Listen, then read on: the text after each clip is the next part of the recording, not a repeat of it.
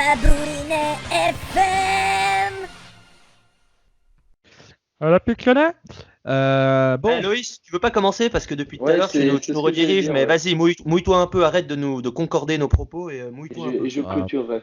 Je vais pas me mouiller, je vais dire Paris champion parce que Quelle audace. Non, je, mais sais, je sais que c'est un pronostic hyper risqué. Je sais que je vais en choquer plus d'un en annonçant ça. Je sais que j'ose dire tout ce que les gens ne le disent pas. Mais voilà, je pense que Paris a un effectif supérieur au reste du championnat et qu'ils vont gérer. Je pense pas qu'ils gagneront avec 47 points d'avance comme la saison passée. Je pense que ça terminera genre à 10-12 points. Mais voilà, et je pense que derrière, Lyon, je ferai deuxième, je pense. Et je vois bien Lille rééditer sa troisième place avec un Rennes en quatrième qui, quand ils apprendront à jouer des équipes écossaises, peut-être feront quelque chose en Coupe d'Europe. Mais Des équipes britanniques globalement. ouais, exactement. Hein. vous êtes des salopes. On se souvient qu'ils ont éliminé Arsenal au match aller. C'est con qu'il y avait un match retour.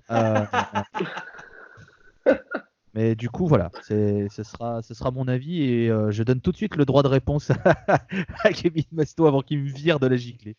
J'aimerais préciser déjà qu'on reviendra sur les résultats d'Europa League dans mon émission dédiée à l'Europa League qui s'appelle Il faut raser l'Écosse. Donc, vous restez connectés, voilà, et ça arrive bientôt sur les ondes. Pour parler de la Ligue 1, pas original non plus, Paris, Lyon, Paris premier, Lyon deuxième. Hein. Je pense qu'effectivement, ça va pas se jouer à beaucoup d'écart. Même tu les mets pas dans le top, hors du top 10 comme l'année dernière, Céline. Je n'ai jamais fait ça. Il faudrait ressortir ce classement. Je l'ai plus exactement en tête, mais je crois que Lyon était hors du top 5. Non. Marseille était deuxième, Saint-Etienne était devant Lyon et voilà, c'était ça. Voilà. Et Saint-Étienne troisième et quatrième. Ça vous donne une idée de la légitimité qu'ont ces gens pour vous parler de ballon. Hein. Qui sont-ils vraiment en plus. D'ailleurs, je vais, je pense accentuer ma légitimité en vous disant qui est mon troisième, qui je vois troisième de Ligue 1 cette année, qui n'est autre que le Stade Rennais. Quelle surprise. Devant Marseille, quatrième, et un petit Lille, cinquième. Saint-Étienne, je les mets pas dans le top 5 tant que Ghislain Automne sera au club. Lille et Nice, je sais pas si ça va tenir sur la durée, j'espère pas, parce que Nice c'est un club de merde, donc je les aime pas, donc j'espère que... Ça a le mérite d'être clair. Voilà. C'est plutôt clair, effectivement. Donc ouais, sixième, c'est très bien pour eux, pas d'Europe, nique ta mère, voilà. Et pour la petite histoire, mon freelance bet, ce sera Metz, Amiens et Dijon qui descendent en Ligue 2. Ouais. Ah bon, en Ligue 2 Merde, c'est je pensais couru. qu'ils descendaient juste à la cave chercher du Corée vin. d'avance. Voilà, c'est dit. Allô? Ouais, non, mais je me suis Bonsoir à dit, tous, les je me suis amis. dit peut-être que Corentin ou Lucas allaient enchaîner parce que c'est des mecs professionnels, mais bon. Ah bah moi, j'avais dit que je clôturerais, donc je laisse mon ami brésilien parler. Obrigado. Alors, Mucho.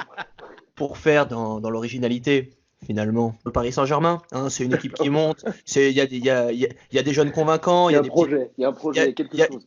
Il y a des jeunes pousses, hein. On a parlé de Mbappé un petit peu ces derniers temps. On a parlé de Neymar, le jeune brésilien Qui aime sa sœur. Alors, Neymar aime platoniquement sa sœur, j'ai des informations. On aime tous sa sœur. Hein. Tout le monde d'ailleurs aime la sœur de Neymar, c'est vrai. Marlène. Marlène Neymar. J'ai hésité à la faire, Marlène, sa sœur, bien sûr. Marlène Neymar? Non, le mec n'a pas compris la référence, toujours pas. Ouais. Neymar, sa sœur, quoi. Je sais pas. Non, Paris, parce que évidemment le Paris Saint-Germain, il n'y a pas de, pour l'instant, il n'y a pas d'équipe qui semble prendre une direction. Peut-être le Stade Rennais avait pendant un temps laissé l'illusion. Peut-être Lyon sur les 2 premières journées. Hein, le fameux licenciement de Bruno Genesio laissait prévoir que l'Hexagone allait revenir dans la capitale. S'il vous plaît, monsieur. Bah, Monsieur du Brésil. Champion de France, hein, après les 2. Pardon, j'ai fait un abus de langage. Mais Le Brésil, c'était une fin de contrat et une non-prolongation pour monsieur Bruno Genesio. S'il vous plaît. Voilà, c'était un abus de langage. Non, mais voilà, on a eu au bout de 2 journées des gens qui se sont extasiés sur l'OL. Alors, je suppose que vous, messieurs, vous faites partie des sages qui savaient que ça pouvait rapidement être des résultats en trompe-l'œil. Rennes, voilà, qui surfait sur une excellente saison l'an dernier, a pu avoir un crédit un petit peu surévalué, je pense, par certains grands experts du football qui commentent la Ligue 1. en réalité, personne va aller chatouiller Paris. Paris, peut-être, oui, comme tu dis, Loïs finira pas à 30 points champion, mais sera assez largement et à quelques journées de la fin sacré champion. Derrière, par contre, c'est vrai que la lutte elle est plus intéressante parce que, ouais, je suis d'accord, le Stade Rennais, on en rigole, mais ça fait partie des équipes qui cette année ont peut-être une carte à jouer. Peut-être si il y a une élimination parce qu'il y a un groupe compliqué en Europe, ça peut favoriser un joli parcours en Ligue 1.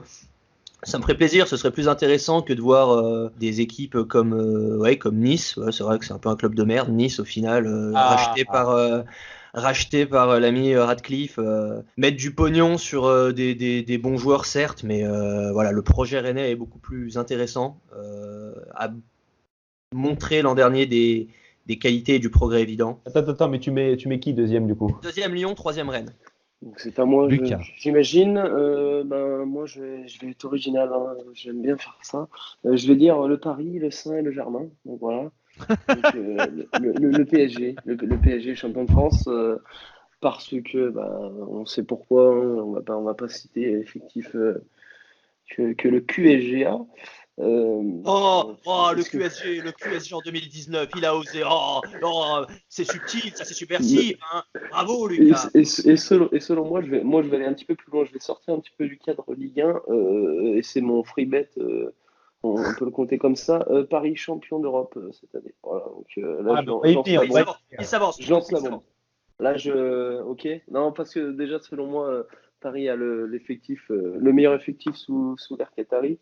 Et par contre, derrière, je pense que Lyon est en train de créer une équipe et est en train d'avoir un projet qui va concurrencer réellement Paris dès l'année prochaine.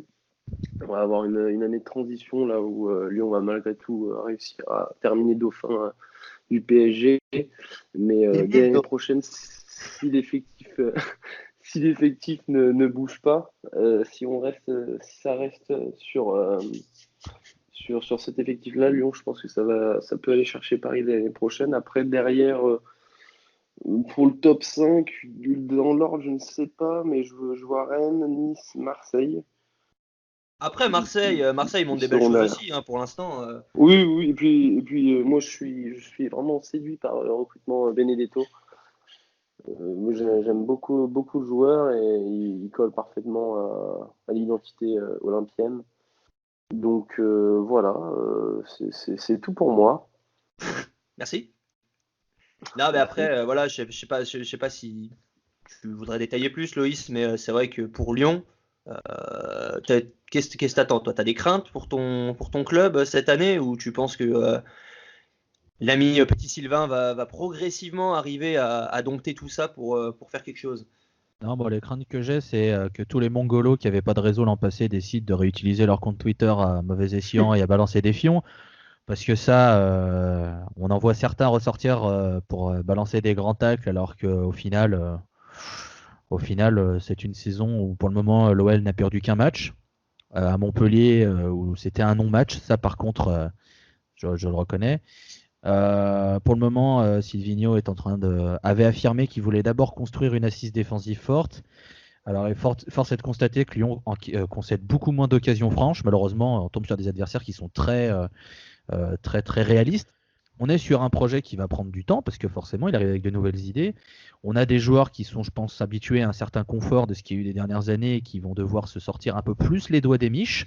Mais moi, j'ai confiance, je lui laisse du temps. Je lui laisse le même temps qu'a eu Bruno Genesio, c'est-à-dire 3 ans. Oui. Alors, tu ne lui as pas laissé 3 ans à Genesio. Hein. Non, on était bien d'accord que moi, j'avais tout de suite repéré que c'était une grosse piche. Mais après, il a eu 3 ans et demi pour faire pas grand chose au final, puisqu'on n'a pas gagné un trophée. Alors, il y a eu une Eusebio Cup. Oui, pardon. Pardon, c'est vrai. Pardon. Ah oui. Je retire. Voilà, mais après, si on commence à oublier. Et une Emirates Cup, messieurs. Et une Emirates Cup. Sous ouais. Petit Sylvain. Autant pour moi. Mais le truc qui m'énerve le plus, en soi, c'est pas tant les matchs qui sont frustrants, c'est la réaction de certains qui veulent déjà voir Silvino dégager.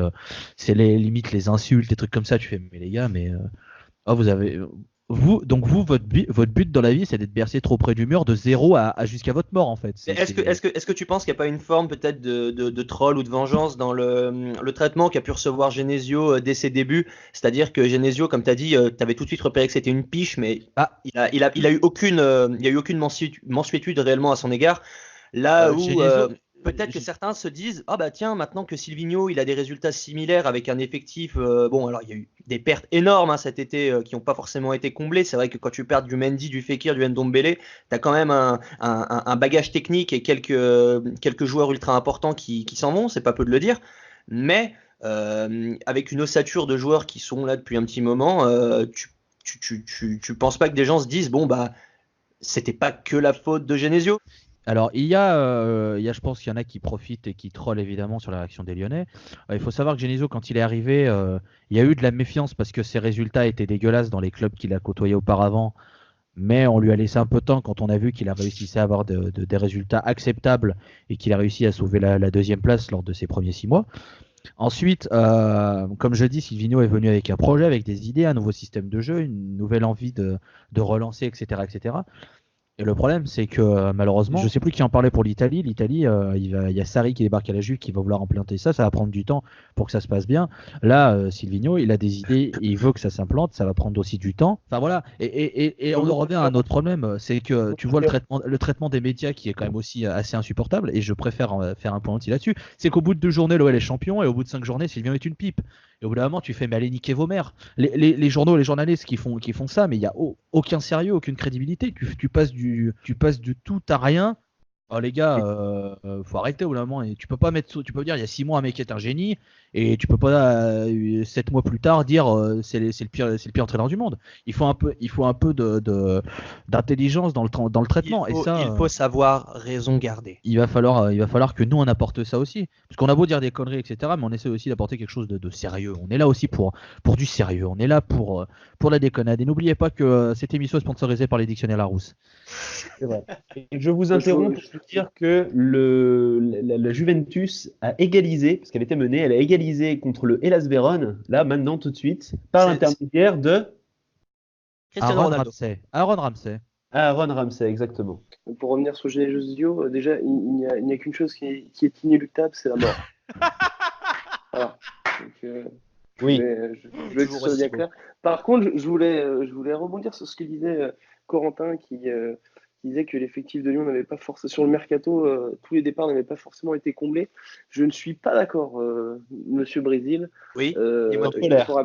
Il faut rappeler quand même qu'il y a 2 ans, Lyon se sépare simultanément de Lacazette, Umtiti, Gonalon également au milieu, et il me manque le quatrième. Tolisso, non? Oui, Tolisso, voilà. Ouais.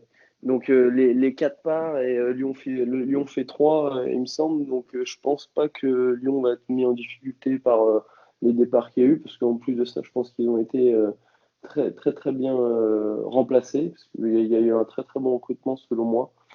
Ouais, mais il y a aussi quand même une part de pari sur l'avenir, parce que si tu regardes bien, tu perds un Oui. Ndombele qui remplace actuellement numériquement et dans le profil Ndombele à Lyon.